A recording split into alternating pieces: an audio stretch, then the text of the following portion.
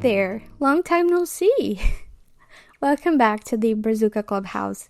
If you're new here, I'm Bia, an illustrator, small business owner, and of course, a proud Brazuca. Season 1 was very personal and very experimental. It was me sharing my experiences as an artist abroad, the struggles of moving countries, figuring out adulthood, identity, and creativity. It was kind of like a diary, but season 2, if I may call it that and pretend it wasn't just a gap in between episodes, I wanted to feel like it's ours. A place where we talk about what it means to be Brazilian abroad or an immigrant anywhere in the world. The contradictions, the funny bits, the bittersweet ones. And today's we're starting with a very Brazilian expression, but one that all immigrants can relate to. Síndrome de vira-lata, or the stray dog syndrome. That feeling that we're only worthy when someone from outside validates us. That our culture, our traditions, even our accents only feel cool when the gringos say so. And I want us to question that today. That expression coined back to Nelson Rodrigues after Brazil's traumatic 1950 World Cup loss to Uruguay in Maracanã.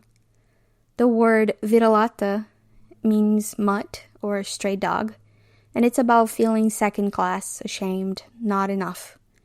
It became shorthand for Brazil's inferiority complex, valuing foreign things more than our own. But the truth is, this is not just Brazilian. If you ever lived outside your home country, you know what I mean. We shrink ourselves, we hide the things that make us different, until one day those same things show up on TikTok or in fashion magazines and suddenly they're chic.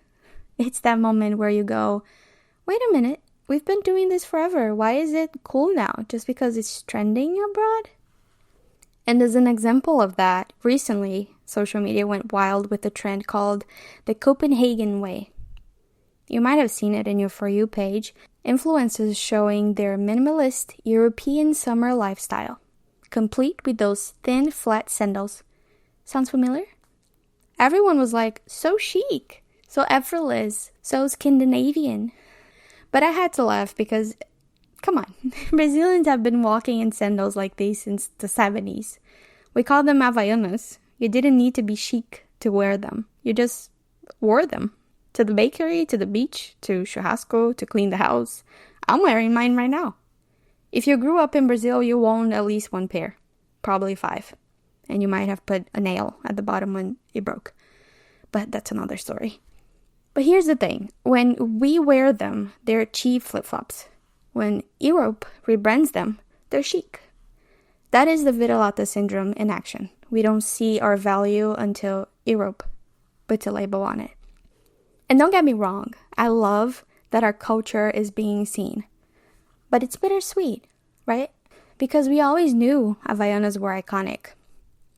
Speaking of Havaianas, they've just announced Gigi Hadid as their global ambassador. And okay, that's a big move. But let's think about it. In Brazil, Havaianas are as basic as oxygen. Your grandma has them, your nephew has them, your uncle who burns the meat at churrasco has them. They've always been part of our identity, but now that a supermodel wears them, suddenly they're aspirational. Suddenly they're in vogue. It's like we needed Gigi Hadid to tell the world, yes, these are fashionable. When honestly, we already knew they were perfect, practical, stylish, democratic. And no, this is not an ad, and I very much wish it was. This is vira-lata syndrome again, pride mixed with frustration. And even if we take music, for example, funk is one of Brazil's biggest cultural exports. It's raw, it's powerful, it's the heartbeat of the favelas and street parties. But in Brazil, for decades, it was dismissed as vulgar, dangerous, low class. People judged it, criminalized it. Then international producers and artists started borrowing from funk. Jennie from Blackpink released a song called Like Jennie, her biggest hit, with a funk-inspired beat. DJs starting using funk percussion into their sets, and suddenly funk became edgy. It's cool. Same music, different context. Abroad, it's innovative. At home, it was stigmatized.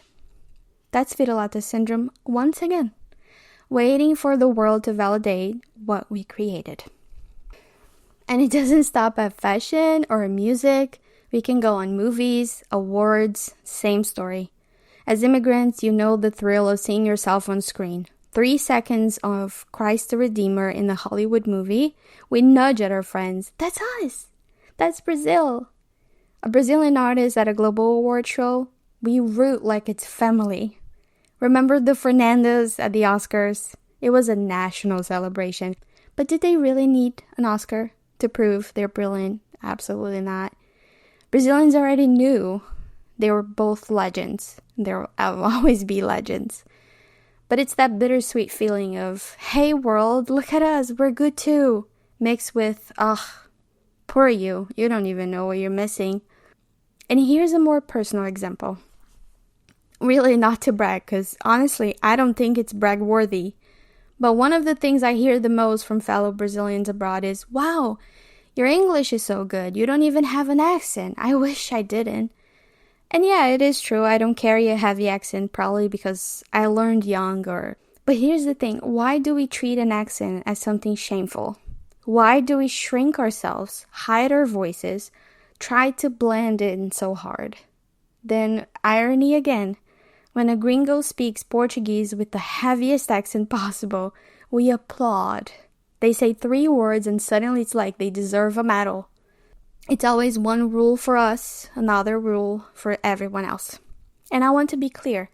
This episode isn't about comparing country A to country B. There's no better or worse. Every place has pros and cons, and that is the point. It's maybe time to look at our own roots with more kindness. Stop apologizing for sounding different, for being different.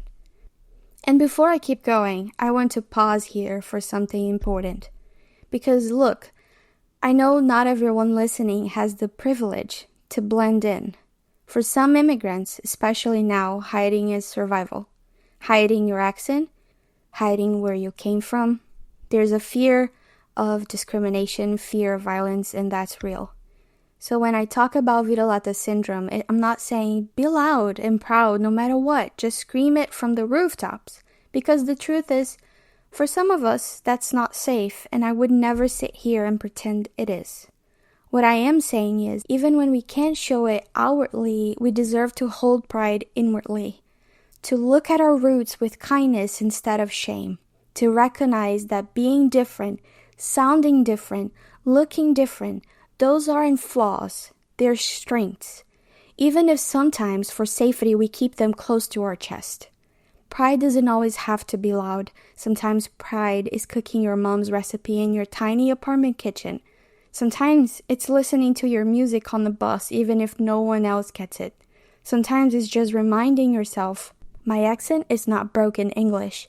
My accent is proof I speak more than one language. And that's why I think what Bad Bunny did recently was so powerful. He's one of the biggest artists in the world right now, and when he announced his world tour, he excluded United States. That was shocking to many people because usually to make it, you have to cross into the US, into English, into the mainstream North. But Bad Bunny said, I don't need the validation to be global. And for immigrants, for Latinos, for anyone who grew up thinking your culture only matters if it gets approved abroad, that was huge. It was a rebellion, a reminder that our cultures don't have to ask for permission to exist on the world stage. It may be for those of us who can't always be loud about our identity, it's enough to see someone else waving the flag for us, breaking that cycle of vira-lata syndrome on a massive scale. So to wrap this up, because I don't want you to leave this episode thinking I'm saying just be louder, be prouder, and don't care what anyone thinks, that's really not realistic, not in the world we live in right now. What I am saying is this. Whether it's Brazil core trending on TikTok, Havaianas being sold as European chic, funk beats sneaking into K-pop, or one of the Fernandas rocking the Oscars, we need to remember that our culture has always been valuable. with or without validation, with or without applause. Pride doesn't have to be allowed to be real. Pride can be private, quiet, subtle. It can live in your kitchen when you cook feijão. It can live in your Spotify playlist. It can live in the words you choose when you talk to your kids. And for some of us, that's the safest way to carry it right now, and that's okay. And for those who can't show it louder, through fashion, through art, through music, through just existing unapologetically, do it not just for yourself, but for those who can't. Because visibility is powerful, but so is survival. At the end of the day, vira-lata syndrome is about waiting for someone else to tell us we're enough. And I want to leave you with this. You are enough already. Your culture is enough already. You don't need permission slips.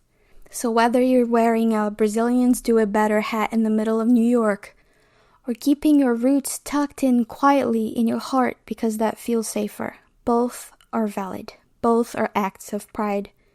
Thank you for being here in the Brazuca Clubhouse. If this episode resonated with you, share with another immigrant friend.